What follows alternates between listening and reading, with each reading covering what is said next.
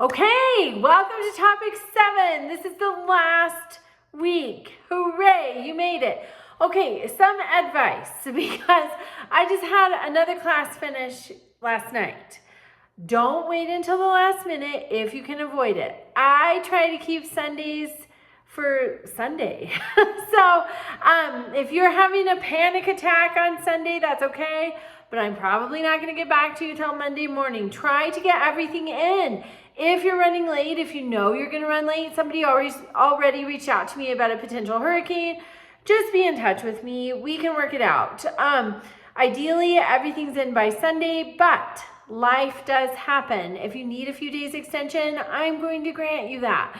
So just keep in touch with me. So that's the housekeeping. All right, this week for topic 7, we're looking at war. Our country has been at war almost its whole life. So first discussion, question, response, you're looking at the Civil War.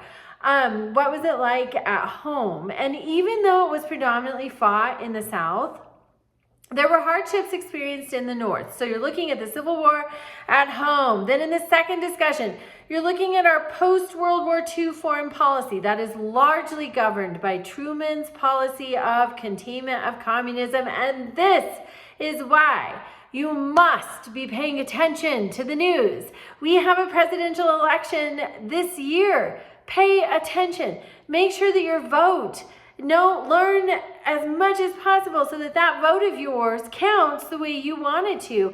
And when decisions get made, you're okay with that because President Truman issued a policy of containment of communism that was in the late 1940s.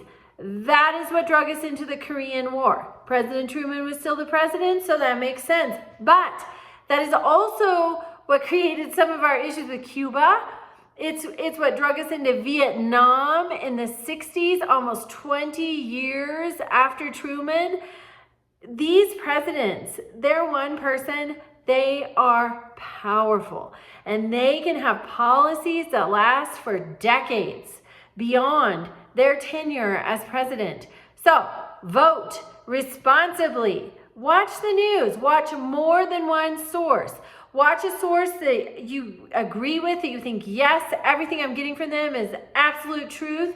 And watch a source that is reputable, but differs from what you think you agree with, because that is how you get a more complete picture. Whether you're listening to it, if you're listening to podcasts, watching the news, however you're getting your information, make the effort, because whoever gets into the White House can leave a legacy that lasts far beyond them. All right. Also, the second discussion. So we're looking at our post-World War II foreign policy. We're looking at the Cold War. So Berlin was divided into 4 parts. And the United States and Britain thought that they knew what was best for the Soviets with their part. Nobody likes being told what to do. Nobody.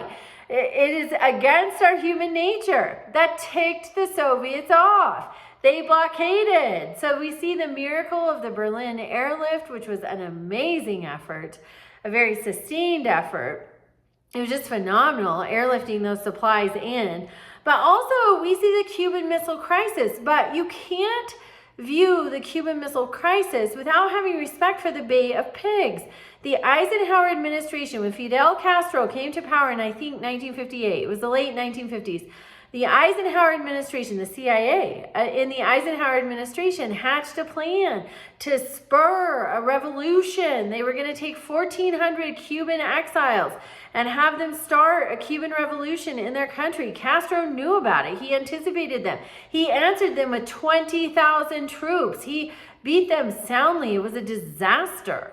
Most of them were held in captivity for like 400 days. It was a disaster.